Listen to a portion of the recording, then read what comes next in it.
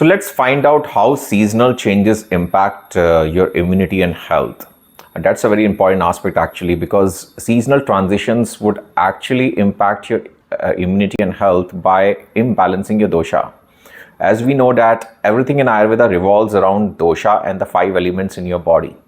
So seasonal transitions, especially between summer and winter or spring or fall, challenge the body's ability to adapt to changing temperature and humidity in environmental shifts which are happening because of season. A lot of modern day issues also come into play, like stress and workplace and the personal stress. At the same time, a lot of pollutants in the environment. Well, this weakens the digestive fire or the Agni, which Ayurveda considers as the cornerstone of your health. If your Agni is weak, then your digestion is gone. Eventually you're going to fall into some health issue. So a weak Agni affects the nutrient absorption, leading to a reduced immunity.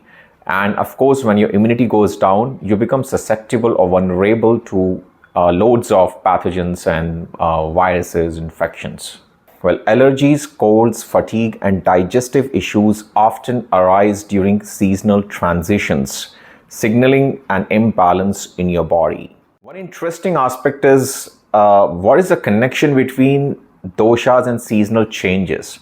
Well, when the season changes or when you approach the transition of two seasons, then the most significant thing happens is your temperature and a lot of other things are changing in the environment, right? The wind, the temperature of the wind, and of course the five elements which are present in the nature, like earth, water, air, space, ether, they also change their quality. And also the food which you are eating impact. So if you are not adjusting your diet as per the seasonal changes or transitions, then most probably the five elements which are coming through your food and water are also going to impact your doshas. So it's the weather and also the food and water, and of course your emotional mental states, basically. So all this is going to influence. But let's talk a bit about how doshas would be imbalanced through seasonal changes. Well, Ayurveda identifies three doshas, Vata, Pitta, and Kapha, that govern bodily functions primarily and are influenced by external factors like seasons. So when seasons are changing, doshas and the nature of the five elements and the way which interacts with your body and your system would also change. Well, each dosha is associated with specific seasons. For example, Vata is dominated during fall or the winter. It is dry, cold, and light. Whereas Pitta peaks during the late spring and summers. It is hot, sharp, and dynamic. Well, Kapha prevails during the winter and spring. It is heavy, moist, and cool. So you can understand that doshas are made up of the five elements. Like for example, Kapha is made up of earth and water, right? So when the nature of these five elements are changing, it's quite obvious that the doshas which are present in the nature outside, in your food, in your water, and some amount of it present in your air as well. For example, Kapha is present in the air in the form of humidity or moisture. And air is of course Vata, and then if the air is little dry, then the Pitta is merged with the Vata to make it little dry, and light. So I particularly find it simply fascinating, that if people feel that they need to be healthy, they need to be aware of these different variations or the changes which are happening when they are undergoing through a seasonal transition. So it's basically a lifestyle thing. The whole and sole purpose of this video is actually to make you aware that you have to live differently during that seasonal transitions when it comes to your lifestyle, food, dietary habits, your work, what kind of work you're doing, how stressful it is or how relaxed it is. So everything has to be changed and adjusted as based on the seasons. I feel that seasonal changes aggravate the dosha linked to the season, leading to imbalances if proper dietary and lifestyle adaptations are not being made. Let's talk a bit about factors causing dosha imbalance or during seasonal changes or transitions. Let's first come to the Vata aggravation. We all know that Vata gets aggravated by exposure to cold winds, dry air, then irregular routines, lack of grounding foods, then stressful environment and a lot of stress in your mind. So obviously symptoms would be frustration, anger, and of course stress, lack of sleep, then dry skin. You might have joint pain, restlessness, insomnia, and irritable disposition. You would also have digestive issues like bloating, flatulence, indigestion, which is going to affect your sleep and state of mind once again, because gut is intricately connected with your mental states, and sleep is a mental state actually. Well, Pitta gets aggravated by overexposure to heat or sunlight, excessive consumption of spicy, oily, or the rich food, a lot of stress, work stress especially, then not drinking enough water, getting dehydrated during hot months, and doing a lot of strenuous or vigorous physical or mental workout is going to aggravate your Pitta. Symptoms would be like you would have acid reflux, you would be like losing your temper and getting anxiety and anger, panic attacks, inflammation would happen, you might have get swelling, irritability, heartburn, excessive sweating or perspiration. So these are normal symptoms. There could be a list of other things which can surely happen when Pitta gets aggravated during summers or late spring. But in general, these are the most common symptoms that anybody would go through. Well, we all know that Kapha gets aggravated due to cold and damp weather, intake of heavy, oily, calorie-rich foods, intake of dairy and the sweet, and of course oversleeping and lack of activity or lethargy. It can also get aggravated because of emotional stress coming out of your relationships. So there could be different triggers, and triggers are not always external or physical. It could be emotional and mental as well. If Kapha gets aggravated, then generic symptoms, you might face congestion, a feeling of suffocation in your body, heaviness, more lethargy, you start gaining weight, and of course water retention in your body, in your cells and tissues. Let me talk about practical tips to adapt to diet and lifestyle for each dosha type. For Vata dosha, which normally gets aggravated during late fall and winter, I would recommend to go for warm, moist and the grounding foods like soups, stews, cooked vegetables and whole grains.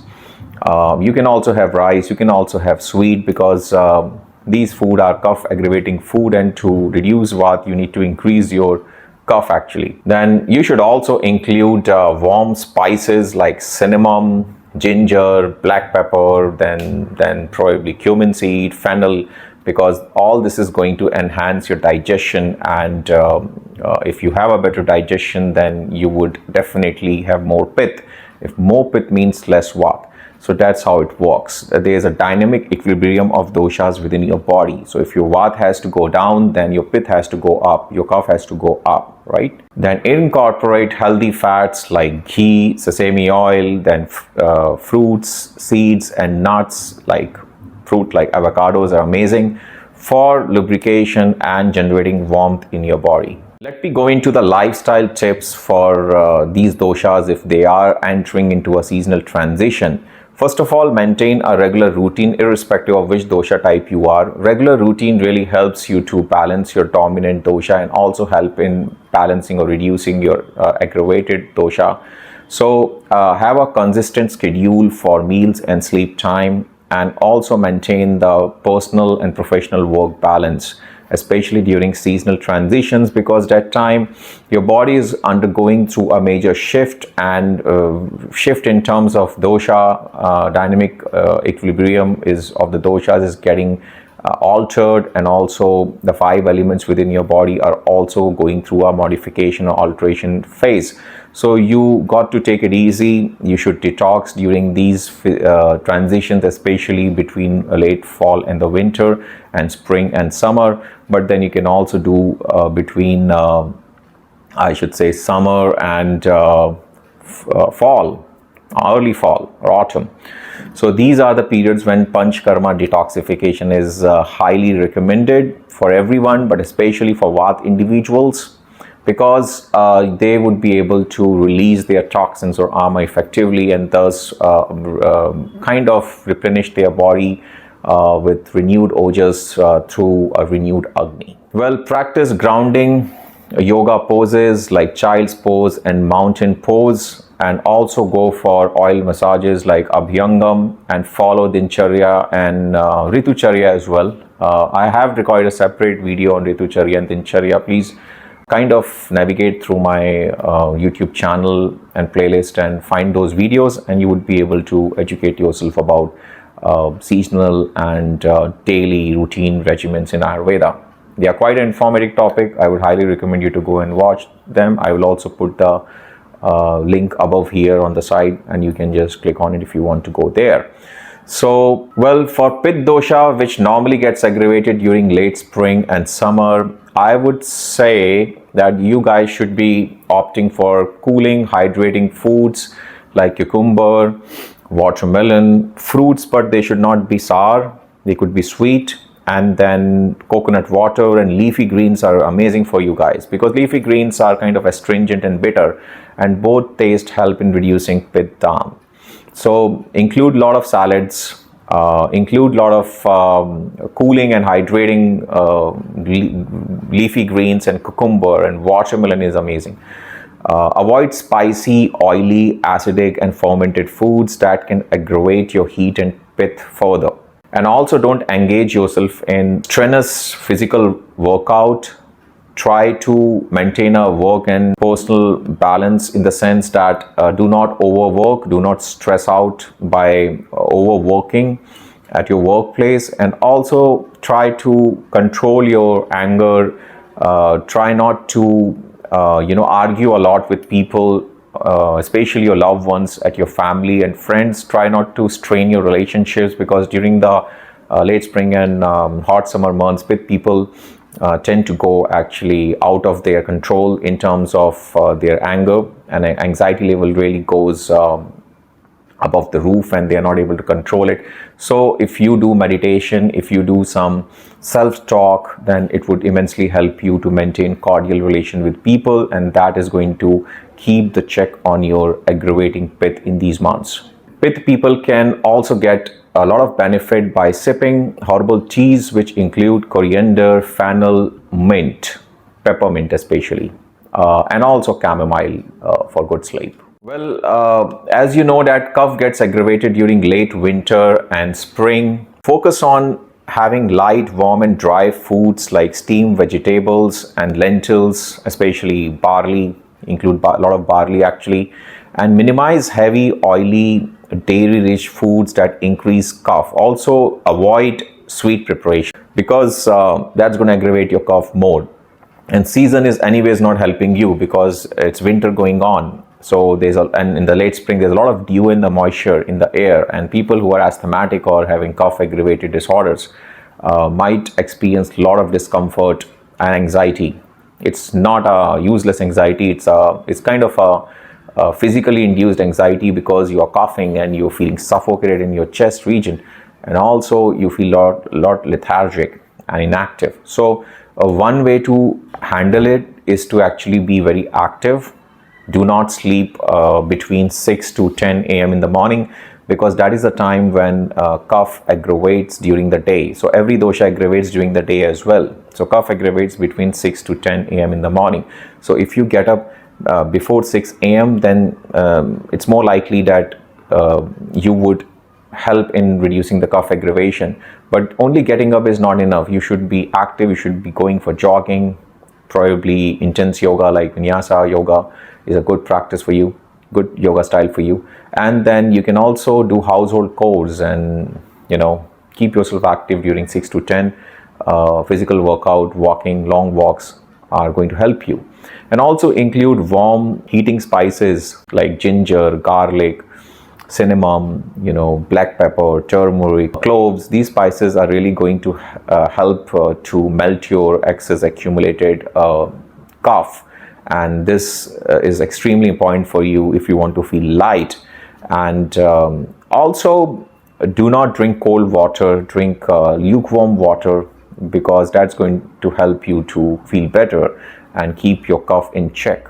Let me talk about seasonal detox practices to boost immunity. As you know, in Ayurveda, we have a very renowned detox procedure called Panchakarma, which is basically the 5-fold detox procedure in Ayurveda. It's quite elaborate, and if you want to learn Panchakarma, then I think you must join Advanced Ayurveda Concept course, which I actually conduct on residential and online mode. You can get the details on my webpage. I'm going to drop the link in the description below on this video, and then you can click on it, go on my website and read everything. And if you have further doubts, you can get back to me. Now we are offering 20 to 40% limited time discount on all our online courses. We are teaching from fundamentals to advanced Ayurveda concept, dietetics and nutrition, herbalism, Ayurveda treatments and therapies are also being covered, and a lot more. So please feel free to contact us and contact me personally. I am the lead trainer in Vishuddhi Isha Yoga and Ayurveda, and you can have a word with me and clarify all your doubts and questions before going ahead to buy these courses. Seasonal detox practices are important because it helps you to actually build your immunity, release toxins, improve your metabolism, improve your Agni, and thereby digestion at these seasonal transitions. And these are the aspects which actually gets affected during seasonal transition. So if at the beginning of each season you make a point to detox yourself deliberately or on purpose, then it's going to help you to reset your digestive system, your metabolism, and your entire health. Options include a mono diet of khichdi, a mix of rice and lentils. You can go on YouTube and just type khichdi, Ayurvedic khichdi, and you will get tons of videos on it, how to prepare and what to add, So you can definitely do that. But khichdi is a mono diet, but you can also do fasting. I've recorded a separate video on fasting. You can go and watch it if you are more curious. But fasting is one way, a partial fasting is one way to detox your body. Because when you fast, you give a rest to your digestive system, which is a much needed rest, because your body is working continuously. Your organ systems, in this particular case, your digestive organ systems, whether it is stomach, your pancreas, liver, right? I mean, your digestive juices, everything is working non-stop. So it gets fatigued. It gets burdened with a lot of toxins because your digestion is not perfect. You're not able to release those toxins from your channels, in your intestines, in your stomach. Everything gets stuck in your colon. So you got to get rid of it, and that is possible only if you stop eating, if you give a break to your machinery, like you have a weekend break, right? Or probably if you are driving a car, your car also needs a break. You can't just keep driving non-stop like for thousands of kilometers. It will break down. So likewise, you need to give a break. So when you do fasting, you actually give a break to your system, and thus it helps your system to eliminate the ama, the toxins, more effectively and intensively. And this replenishes your body with renewed Agni and Ojas. Because when your body system gets rested, when it gets start, it works better and more efficiently. So you can fast on coconut water, you can fast on different fruit juices. In my separate video on Ayurveda fasting, I have given more details and kind of elaborated more on how to fast and who should fast, how. So, but you can also fast on lemon juice. You can fast on fruit juices, or probably coconut water, or just eat khichdi once in a day and drink lemon water. So there are different ways. Well, stay hydrated, especially with warm water. That's an amazing tip I can give to people of all dosha to detox. If you boil a bit of ginger, like probably 25 grams of ginger root and handful of teaspoonful of cumin seeds and teaspoonful of fennel seeds, and then you boil them like for probably 15-20 minutes and reduce the water in half, and then mix more lukewarm water and make it little diluted. Then make like 2 liters of this water, and I'm sure that if you keep sipping this water throughout the day, you would have perfect digestion. This is a amazing Ayurvedic tip for having better digestion, irrespective of which dosha or constitution you belong to. And also sip a lot of herbal teas. I'm going to record a separate video for detox herbal teas. I think I have already done it. I'm not sure because I've recorded so many videos in a couple of years. But if it is not there, then I'll definitely drop a dedicated video for herbal teas and how to detox through herbal teas.